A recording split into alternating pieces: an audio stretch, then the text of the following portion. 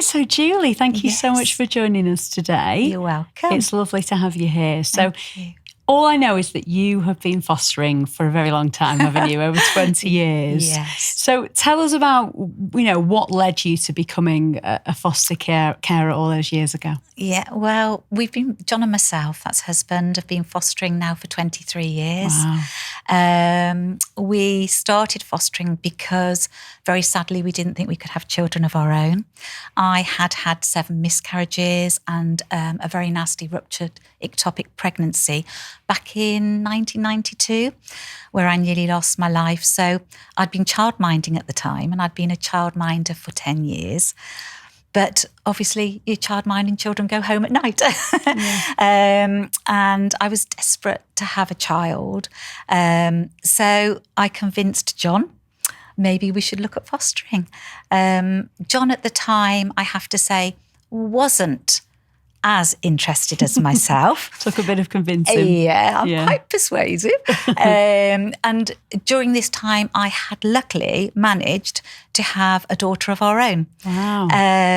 Gemma. So, and Gemma was 18 months old. And the reason John was a little bit more reluctant than myself was due to the fact he didn't know what the impact on having a foster young person in the household would have on Gemma growing up. Having said that, 23 years on, we also, at the very young age of 42, I found out I was pregnant naturally and carrying twins. Wow. And we have twin boys of our own, Tom and Will, who are now 18. And it has absolutely, I would say, enriched Tom, Will's and Gemma's life. Being brought up in a fostering family, because they are what I will say are from a very normal background. The children we've had in, obviously for whatever reason, they're in the fostering world, need lots of TLC, and it's enriched Tom and Will's and Gemma's life because it's made them realise just how lucky they are to still be with their own family. Yeah.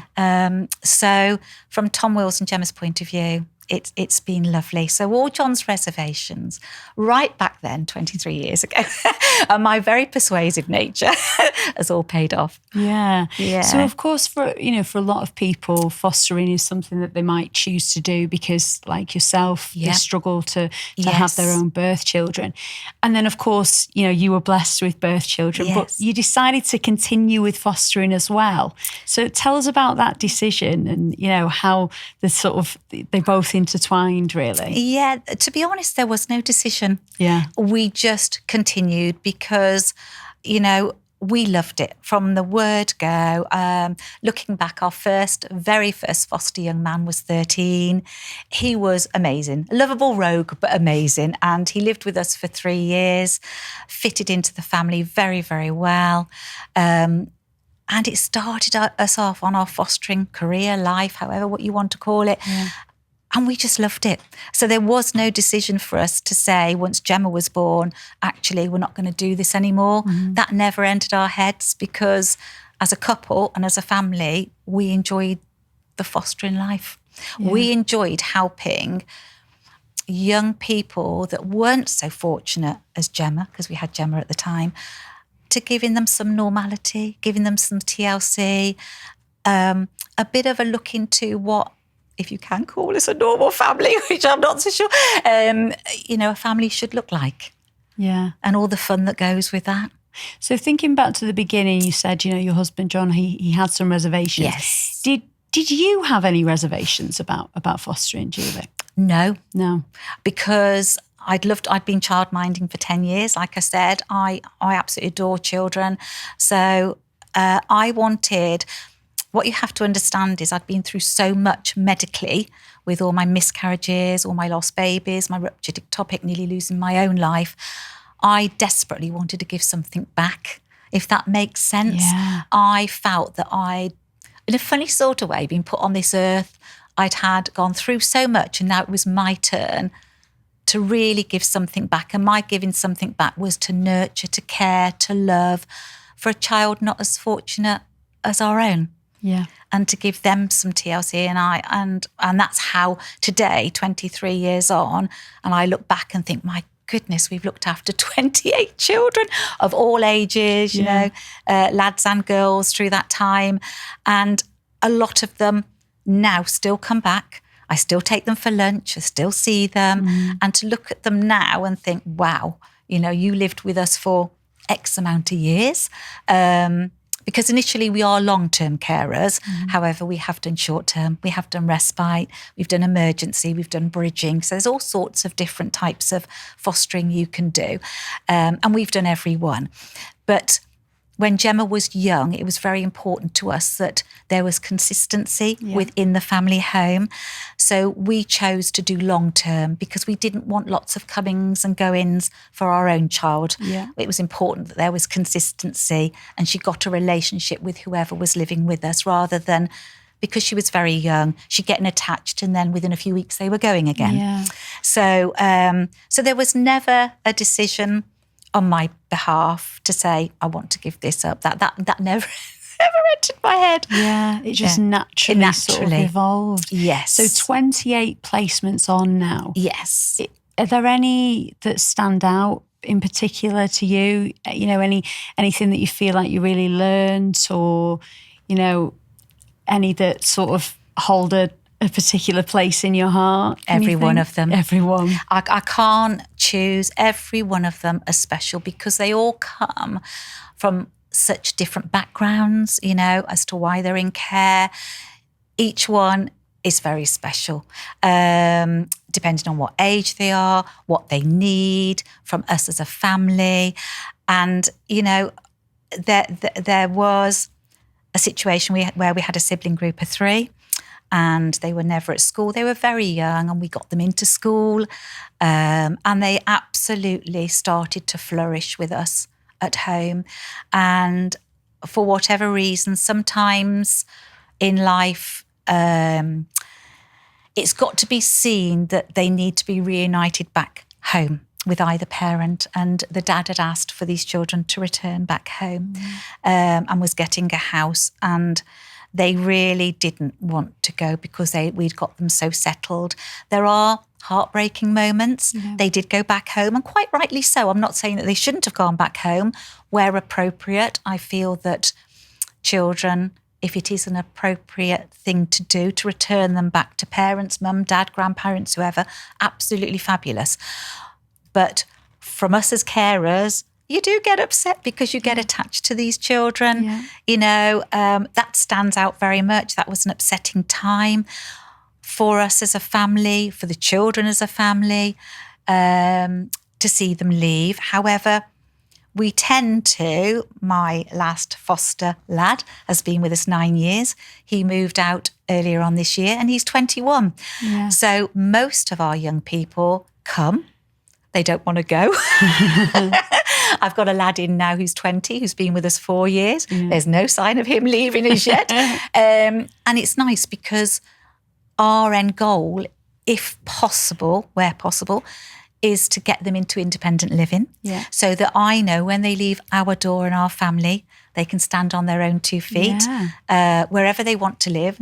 I always pray it's quite close to us, so that I can still see them. And the majority of our young people, I do still, like I said, meet up for lunch, meet up, go shopping with them. Yeah. We see them at Christmas. I had a big birthday party back in March. 3 of them were there that lived with us years ago. Yeah, that's a reward. That's the rewarding part of being a foster carer, mum, whatever. However, I'm foster mum, but, you know, foster carer. Yeah, because as you say, you know, there are heartbreaking parts of it. Very. You know, the children or young people having to move on. But how do you get through those moments? You know, they are challenging, but how do you get through them? It's very, very difficult. All you can hope is, especially if, I'll go back to talking about the sibling group of 3. We weren't allowed to see them when they left. And I totally get the reason why, because they needed to be able to settle with Dad. For them to be able to do that meant that they had to cut ties with myself and John and the children, because they would never have settled. And I see, and that is quite right. That is the right way to have gone with that. That's hard for us as a fostering family because we'd had them for 9 months. We'd nurtured these children. We'd got them into school. They were feral children. They weren't by the time they left us. You know, there was a lot of hard work gone into looking after these children and for their tender ages, 4, 5 and 7. And I don't think really you ever get over them moving out. But you have to turn it into a positive. And you have to think and hope and pray that their life is continuing as it was with us, because you don't get to hear what's happened to that sibling group of 3. So all you can do is turn it into a positive, look on those 9 months as you did your best, your very best for them. You could see the progression in those 9 months, and you hope and pray that progression carries on. Yeah, absolutely. You know, but even when Jack moved out earlier on this year, he'd been with us 9 years. He's 21. I cried. Yeah. You know, because 9 years is a long time. I've still got his brother at home. He won't be leaving for a good, I'm hoping, he's nearly 16. So I'm hoping he won't be leaving for a good few years yet. But you can't help it. You know, you get attached to these children. They become part of the family. Yeah. How can you not get emotional? You know, we're a very lovey-dovey family. We're very cuddly. We make them very much a part of their family if they want to. You know, we don't force them to become part of them because it depends what they've been through in their little lives. But when they go out that door, you do have tears, and it's tears of being proud of what you've achieved with them, but also that they're actually moving on to the next chapter in their life, and that's independent living. Yeah. You know, you've got them through school. They may have done GCSEs. Jack did his GCSEs and his A-levels, you know. Years ago, that was unheard of in the fostering world. Now it's very much a thing where foster young people go on to do their GCSEs or A-levels, and it's wonderful. Yeah, and you must feel so proud of them So all. proud. Yeah, and I saw him last night. He still comes round home, you know. We still go out for coffees with us all the time because his brother still lives at home. Yeah. And that's the rewarding part. You hope that they'll go on to have their own lives, their own girlfriends, their own families, and they take, even if it's just a little glimmer of what they've had living with you into that next life. Yeah. There's something that you can think, they're doing that because they learnt that from us, you know, that was taught from us. So over 20 years of fostering, then, you know, it's been I imagine, quite an up and down journey at times. Yes. You've always fostered. You've not really had any breaks, have you? Never, Even ever. when difficult things have happened to you. So tell us about, you had an issue with your health. Was it 7 years ago? 7 years ago, this June just gone, 2016. I was diagnosed with a very, very aggressive form of breast cancer. If I hadn't gone for my mammogram that day, I wouldn't be here today. You know, we all lead incredibly busy lives, especially us ladies, no disrespect to the men, but, you know, running a family, especially me, because I run a family of 7, sometimes 9, very, very busy lady. I got my mammogram letter come through the door. I could have looked at that letter and thought, do you know what? I'll just put it off for a bit. I'll put that letter into the drawer. I'll get round to doing it, because we've all done that, haven't we, with medical appointments? The lump that they discovered after having 9 biopsies was that the breast cancer was very deeply embedded into my left breast. So it would never have been, I didn't know I was poorly. I couldn't feel it. Even the radiographers of 30 years plus experience, when I went for that mammogram, could not feel that lump. If I hadn't have gone for that mammogram that day, I would not be here today. Now, I wasn't going anywhere. I had a family of 7 to look after. Every week I went into that hospital. I hit chemo as my friend. I had about 7 operations after, because I had a double mastectomy. At home, I remained incredibly positive around all the children, age appropriate, told them the journey I was going on, and I included them, and I am going to say age appropriate, in every ounce of my journey on my cancer journey. So they weren't frightened. I tried not to let them worry. Operation days, the following day they came in to see me.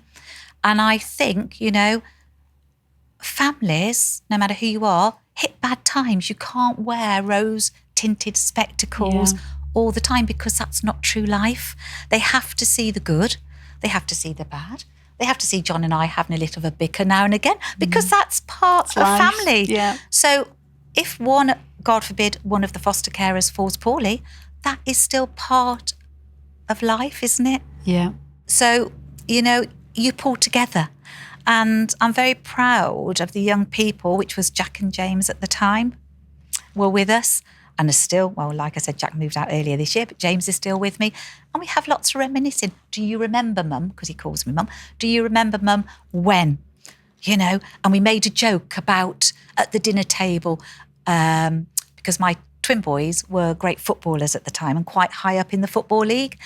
And James said, when you get your wig and it's a windy day, will I have to climb the tree at the football pitch and go and get your wig? And this is how we dealt with it. So I allowed them to make a laugh about if I did have a bald head, if I was going to wear a wig, if that wig did fly off in the wind at the football pitch. And that's how we dealt with it. Yeah, there was no taboos, like you could talk about anything. Because they would have sensed it. And because they will see with me if I'm happy, sad. I mean, recently I've lost my beloved mum. I lost my dad 2.5 years ago. The foster children were very close. They called him Grandad. They were very close to him. He was 99. He was 100, 5 weeks off 100. Oh, wow. My mum, they'd been married nearly 75 years. I've kept my mum going the last 2.5 years, and very sadly, in September, she passed away. That's something else they have to go through. We went through it as a family. We were supportive of each other. We talk about things. And I think, but I am saying age appropriate here. We have to be very clear on that. Age appropriate and depending on the young people you have in, how close you are, whether they like opening up to things, whether they've been through things before they moved in with you. You have to be very careful. But we've been able to do this as a family because I've known my foster young people very well, because I've been doing it a long time. So you know what you can talk about, you know what you can't talk about. But that comes with getting to know them. So nothing is taboo. We talk about everything. And if they've got a problem, no matter how bad, if they're in trouble, which young people get into a lot of trouble, doesn't matter how bad it is, come and talk to us, because I'd rather be able to help you than you be suffering, hidden away in your bedroom thinking, oh my God, I've done something terribly wrong. Let's sort it. So we always try as a fostering family to hit things head on, no matter how good or bad, and we support one another. Yeah. And of course, it's not about being perfect people, is it? We're not perfect by any means. We've been through a lot as a fostering family. I will say now, and I was saying this on the way up, on my journey up, 23 years in, people think, my God, you must know it all. I don't know half Still learning. Of fostering life. Yeah. Every day I learn something new because, these young people bring different things in, and you think, oh, goodness, how do I deal with that? Or how do I deal with that? And you'd think 23 years of fostering, I would know. No, I would know it all. I don't. Even the training sessions I go on, there are new carers coming through, and I love that because you get fresh ideas. Yeah. I'm always learning. You never know it all in this profession. So when these difficult things happen, with bereavements that you've gone through, health troubles that you've gone through, what sort of support do you get, from your fostering agency? Amazing. During all of that? Amazing. They are constantly. We've been with our agency now for 11, 12 years. They know us very well as a fostering family. The support we have had, going back just over a year ago, my nephew, which was my brother's son, sadly committed suicide. So we've had a suicide in the family as well, which I was very close to Matthew, incredibly close to Matthew. So it hit me very hard. But equally, I had to be incredibly strong for my brother and sister-in-law down in Basingstoke, and the rest of the family. We've been through a lot. We probably wouldn't have got through that if it hadn't been for the agency either. Our agency have been incredible, constantly on the phone, coming to see us, supporting, taking the young people out if we needed, although we don't really have any breaks. We never have breaks because they're part of the family, so we don't send them off. Holidays, we've never had any respite in 23 years. Wherever we go, they come because they're part of the family.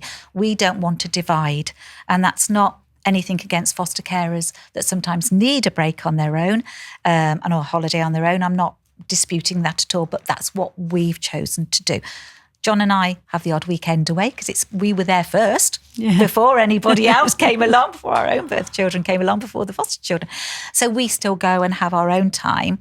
But, you know, the fostering agency have been incredible. And we've got a lovely agency that are very supportive. Yeah, and as you say, when these difficult things happen, you know, instead of thinking, oh, maybe we do need a break from fostering, or maybe we do need some respite, keeping the children with you through all of that, how do you think that sort of helps them with becoming more resilient and really, you know, raising them as resilient people who can deal with those things? Yeah, huge. Yeah. Huge, because the aim is, you would hope that when, and I'm talking about long-term caring now, because obviously there's lots of carers that would potentially maybe like to do short-term or respite, which is brilliant because we've done some of that. And like I said initially, we've only done long-term caring because of our own birth children. We didn't want to see lots of comings and goings. So because we have our young people for many, many years, seeing them go out and being independent in their own little place, resilient because they've gone through everything we've gone through as a family, and you can't hide that from them because they live with you. So they're going to see tears, they're going to see upset, but they're equally going to see lots of positivity, lots of things when things go right, lots of celebration of people's life. I mean, my mum sadly passed away on Tom and Will's 18th birthday, my birth twins' birthday. We turned that into a positive. That could have been such a negative, but we turned that into a positive because on the day our beloved birth twins were born, my mum and dad came to see them when they were 2 hours old and absolutely idolised them from the moment they saw them, as they did with our own daughter Gemma, as they did with all our fostering young people. They welcomed them into their home as well. And it's almost like my mum thought, I'm going to hold on and I'm going to go out of this world on the day that my beloved grandsons were born. That's how we turned it. And everybody, on the day my mum sadly passed away, it was a massive celebration of her life because that's how we turned it into a positive. Yes, it's sad. She's 93. She's had a lovely life. So I think it's how you address it and word it how with you them. frame things. That's what I was looking for. Thank you. How you frame things. Always trying to turn things into a positive. Matthew, my beloved nephew, committing suicide, not so easy to deal with because our foster sons were very close to him and knew him very well. That is another whole talk to have had, you know, because there's lots of questions with that type of thing. But we turned it into a positive. I do a bit of running. So in my madness, I decided I was going to run half a marathon in memory of Matthew and for the big charity Mind in London. And I raised over £5,000. Oh, wow. I set out to raise 200 and I went on social media everywhere and raised £5,000. So on the day that I ran that was for Matthew. All the fostering, all of my family knew that. So again, it was a bit of a positive. Something so horrendous, we turned it into a positive. And I think it's from the way I'm like that and the way I am, I suppose, wired like that is because I've had such horrendous medical conditions with my miscarriages, my ruptured ectopic, my cancer journey.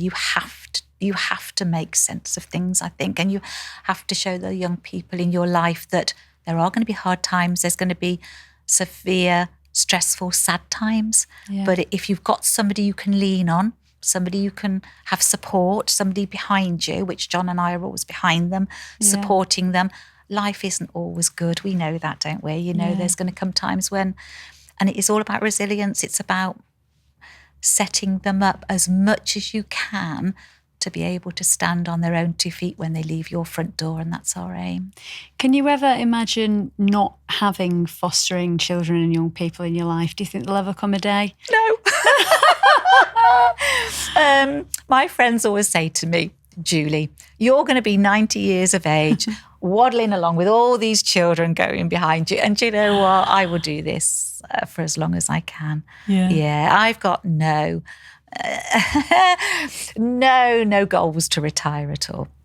And if you were to sum up, how fostering has enriched your life, how it's changed your life, how would you describe it? What would you say?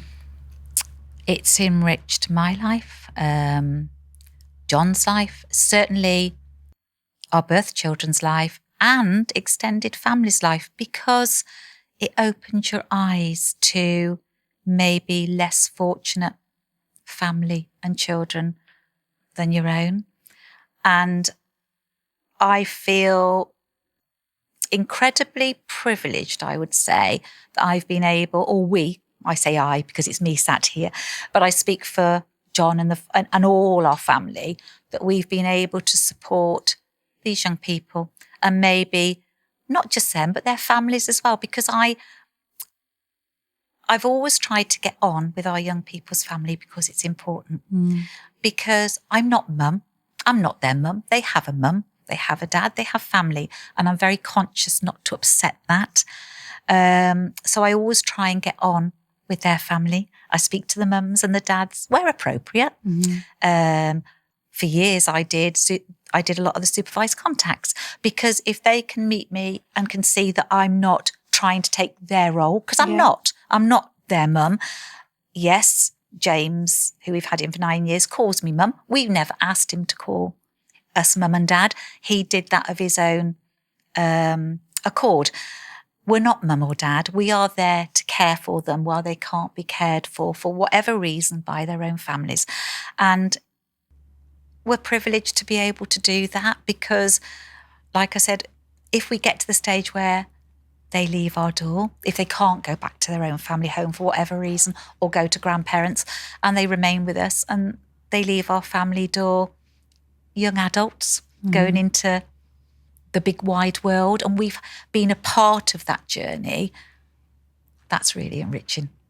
Yeah, that's really enriching, because, just if I'd have helped one person in 28 years, but, in 23 years, but 28, you just hope and pray that, they go on and they take a little bit of what you've helped into that journey with them.